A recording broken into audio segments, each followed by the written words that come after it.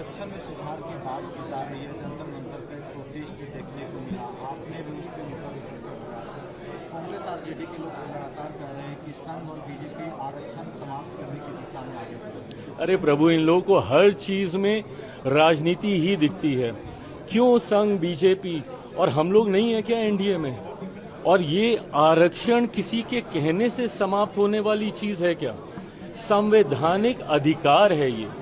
आरक्षण किसी को दी हुई खैरात नहीं है, ये संवैधानिक अधिकार है और दुनिया की कोई ताकत आरक्षण को कतई समाप्त नहीं कर सकती है।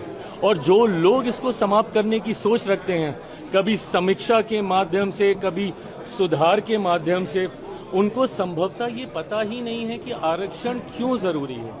आप जब शेड्यूल ट्राइब्स की आप बात करते हैं, बहुत आसानी से कह देते हैं कि भाई इन लोगों को क्यों आरक्षण के साथ जोड़ा जाए, बट आज भी ऐसी घटनाएं होती हैं।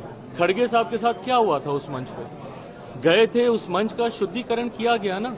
आज भी एक दलित युवक को घोड़ी पे चढ़ने से रोका जाता है, एक दलित लड़के को बारात निकालने से रोका जाता है। बड़े बड़े नेता जब मंदिर जाते हैं तो मंदिर को गंगा जल से धुलवाया जाता है। तो ये भेदभाव तो आज भी हो रहा है ना।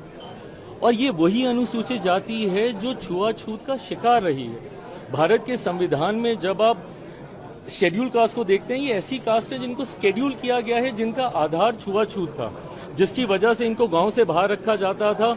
इनको छूना तो दूर की बात है, देखना तब पाप माना जाता था। ऐसे में मुख्य धारा के साथ जोड़ने के लिए, और क्या हम लोग उस लक्ष्य को पूरा कर पाए? नहीं कर पाए ना।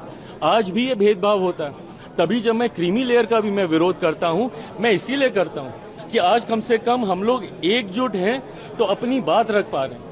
बट जैसे ही इसमें सब क्लासिफिकेशन होने लग जाएगा, जैसे ही इसमें क्रीमी लेयर की बात हम लोग करने लग जाएंगे, तो ताकत हम लोग की घटने लग जाएगी। और जैसे ही ताकत घटेगी तो धीरे धीरे करके संभवतः ऐसी सोच वाले लोग जो आरक्षण को समाप्त करना चाहते हैं, उनको ज्यादा बल मिलेगा।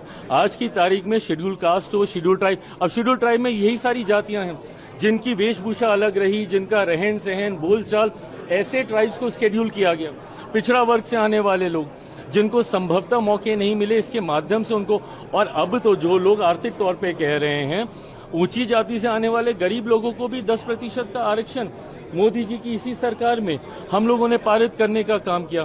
तो जो लोग ये सोच रखते हैं कि आरक्षण पे चर्चा होनी चाहिए, सुधार होना चाहिए, समीक्षा होनी चाहिए, बाबा साहेब की सोच से बनी हुई ये व्यवस्था है और दुनिया की कोई ताकत इसको, और मैं जब तक हूं, मैं इतना तो मैं पूरे गारंटी के साथ कह सकता हूं कि जिस सरकार में चिराग पासवान है, रामविलास पासवान जी का बेटा हूं, कतई इस व्यवस्था को बिगड़ने नहीं दूंगा।